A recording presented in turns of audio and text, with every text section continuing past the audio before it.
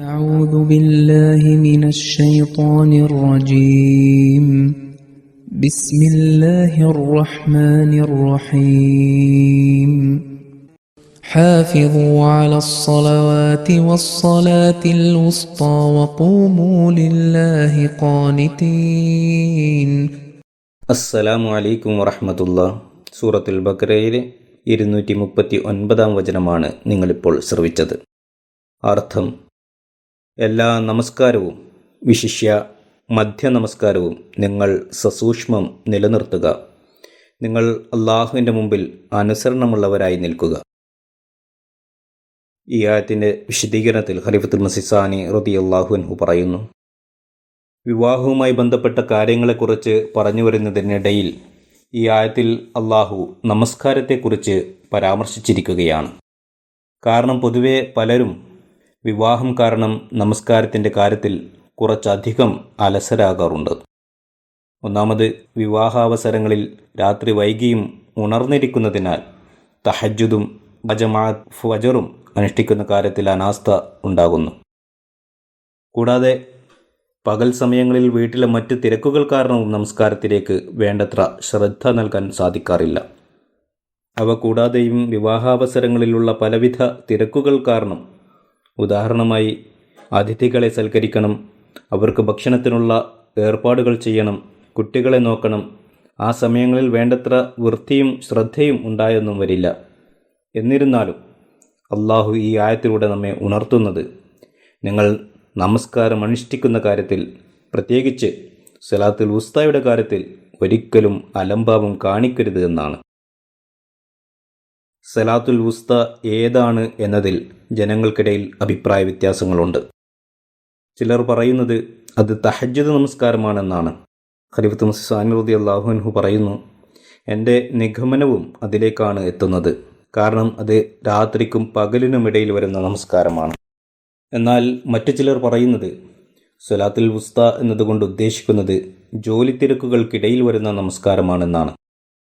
കൂടാതെ ചില ഹദീസുകളിൽ നിന്നും അറിയാൻ സാധിക്കുന്നത്, നബി തിരുമേനി സല്ലല്ലാഹു അലൈഹി വസല്ലം അസ്ർ നമസ്കാരവും സലാത്തുൽ വുസ്ത ആണെന്ന് പറഞ്ഞിരിക്കുന്നുവെന്നാണ്. തിർമിസിയിലും ബുഖാരിയിലും വന്ന ഒരു നിവേദനമാണ്. ഹസ്രത്ത് സമ്ര റളിയല്ലാഹു അൻഹു പറയുന്നു, അഹ്സാബ് യുദ്ധത്തിൽ നിഷേധികൾ കാരണം അസ്ർ നമസ്കരിക്കാൻ സാധിക്കാതെ വന്നപ്പോൾ നബി തിരുമേനി സല്ലല്ലാഹു അലൈഹി വസല്ലം പറഞ്ഞു, അള്ളാഹു അവരുടെ ഭവനങ്ങളും ഖബറുകളും തീ കൊണ്ട് നിറക്കട്ടെ, കാരണം അവർ നമ്മെ സലാത്തുൽ വുസ്തയിൽ നിന്നും തടഞ്ഞിരിക്കുന്നു. ഹുസൂർ പറയുന്നു, എന്നാൽ എൻ്റെ അഭിപ്രായത്തിൽ ഈ ഹദീസിൽ നിന്നും മനസ്സിലാകുന്നത് സലാത്തുൽ വുസ്ത എന്നതുകൊണ്ട് ഉദ്ദേശിക്കുന്നത് ജോലി തിരക്കുകൾക്കിടയിൽ വരുന്ന നമസ്കാരമാണ് എന്നാണ്. ഒരുപക്ഷെ യുദ്ധ തിരക്കുകൾക്കിടയിൽ വന്ന നമസ്കാരമായതുകൊണ്ടാവാം അതിനെ സലാത്തുൽ വുസ്ത എന്ന് നബി സല്ലല്ലാഹു അലൈഹി വസല്ലം വിശേഷിപ്പിച്ചത്.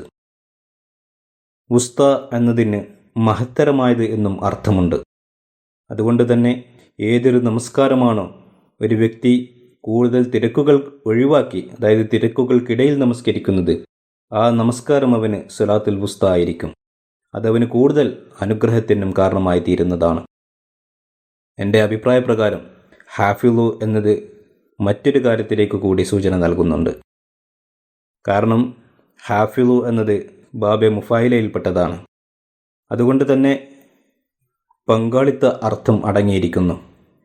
അതിനാൽ ആ വിധത്തിൽ നോക്കുമ്പോൾ ഈ ആയത്തിൽ അള്ളാഹു സ്ത്രീയെയും പുരുഷനെയും ഉപദേശിച്ചുകൊണ്ട് പറഞ്ഞിരിക്കുന്നത്, നിക്കാഹിന് ശേഷം നിങ്ങൾ ഇരുവരും ഭാര്യയും ഭർത്താവുമായി കഴിഞ്ഞിരിക്കുന്നു. ഇനി നിങ്ങൾ ഇരുവരും ചേർന്ന് നിങ്ങളുടെ നമസ്കാരത്തെ പരസ്പരം സംരക്ഷിക്കേണ്ടതാണ്. പ്രത്യേകിച്ച് സലാത്തുൽ വുസ്ത എന്ന് വിശേഷിപ്പിക്കപ്പെടുന്ന നമസ്കാരത്തെ, അതായത് തഹജ്ജുദ് നമസ്കാരത്തെ. കാരണം ഹദീസിൽ വന്നിരിക്കുന്നു, തഹജ്ജുദ് നമസ്കാരത്തിന് ആദ്യം ഭർത്താവാണ് എഴുന്നേൽക്കുന്നതെങ്കിൽ അവൻ ഭാര്യയെ ഉണർത്തേണ്ടതാണ്. അഥവാ അവൾ എഴുന്നേൽക്കുന്നില്ലെങ്കിൽ അല്പം വെള്ളം മുഖത്ത് കുടഞ്ഞുകൊണ്ട് എഴുന്നേൽപ്പിക്കേണ്ടതാണ്. അതുപോലെ ഭാര്യയാണ് ആദ്യം ഉണരുന്നതെങ്കിൽ അവൾ ഭർത്താവിനെ ഉണർത്തുകയും ഉണർന്നില്ലെങ്കിൽ അല്പം വെള്ളം മുഖത്ത് കുടയുകയും ചെയ്യട്ടെ.